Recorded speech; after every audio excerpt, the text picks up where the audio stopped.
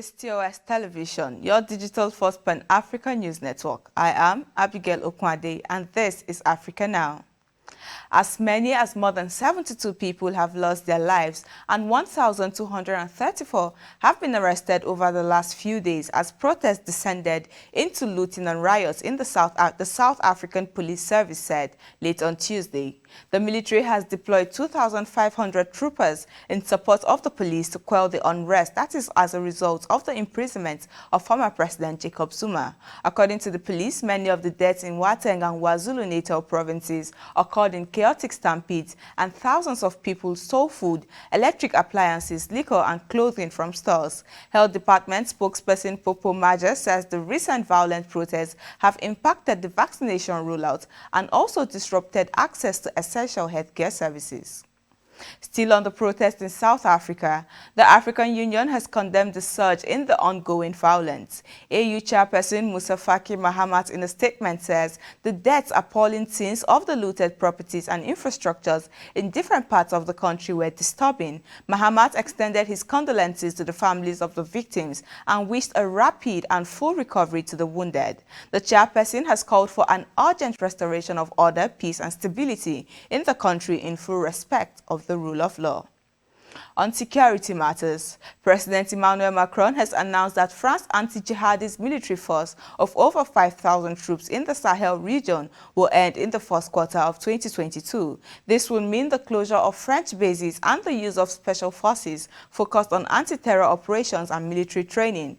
The Bakhane operation dates back to an initial deployment undertaken from January 2013 as Paris intervened to stop the advance of jihadists in Mali.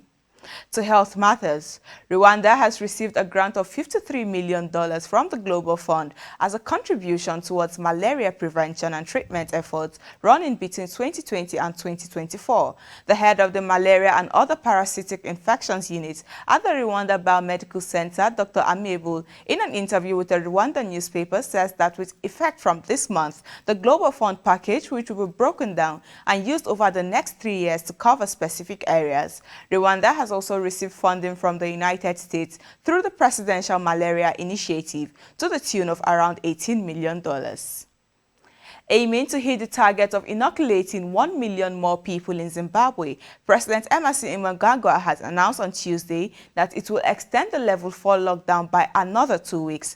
Mnangagwa said approximately 80% of new cases in Zimbabwe are of the Delta variant. The Southern African nation has recorded 70,426 COVID-19 cases, with 46,932 recoveries and 2,236 deaths as of Monday.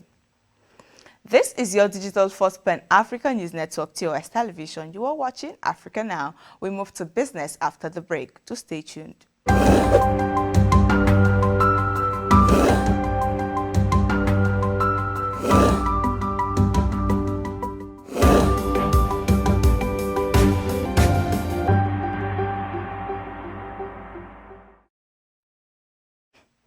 Welcome back. In business, South Africa's rand, local and hard currency bonds dropped to a 3-month low on Tuesday as violent protests over economic hardship and inequality rippled across the country.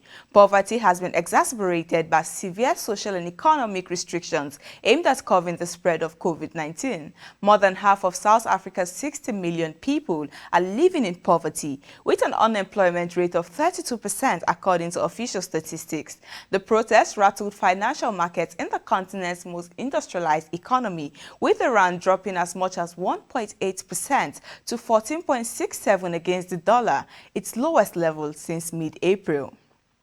State-run Ethio Telecom has reported an 18.4% rise in full-year revenue to 56.5 billion baht, says CEO Tamiru on Tuesday. As part of the government's broader plan to open up the Horn of Africa's country's telecom sector, a tendering process for the proposed sell-off of a 40% stakes in Ethio Telecom to private investors was launched last month.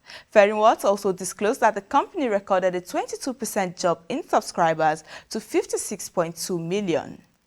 And away from business, Shell Petroleum Development Company of Nigeria has confirmed an oil spill at its facility in the southern part of the oil-rich country last month. The yet-to-be-ascertained volume of oil leak was reported on June 15th at an SPDC facility, a predominantly fishing and farming town in the Ekeremo local government area of the southern state of Bayelsa, according to a statement by the oil firm. The statement adds that the spill cleanup is progressing while the joint investigation report is being finalized for sign-off. The intervention of the United Nations in the long-running dispute over the controversial Grand Ethiopian Renaissance Dam being built on the Nile River has been described by Ethiopia as unhelpful. The mega dam has been a point of contention for a decade between Addis Ababa and downstream nations Egypt and Sudan. Ethiopia says that it was committed to seeing the African Union-led process lead to a successful conclusion. Two transgender celebrity women in Cameroon who were sentenced to 5 years in prison and fined for attempted homosexuality have now been provisionally released until a court hears their appeal. Shakiro and Patricia, who were arrested on February 8 for wearing women's clothing in a restaurant, were 2 months into their sentences at a prison in Douala, which they had appealed. Cameroon is among 31 African countries that criminalizes gay sex. And that is Africa Now. For more updates, to visit our website at www.TOSTVNetwork.com. Follow us and like our social media handles on Facebook, Twitter, and Instagram. And remember to subscribe on YouTube. To stay with us and enjoy more programs on TOS Television Network. I am Abigail Okwade. Thanks for watching.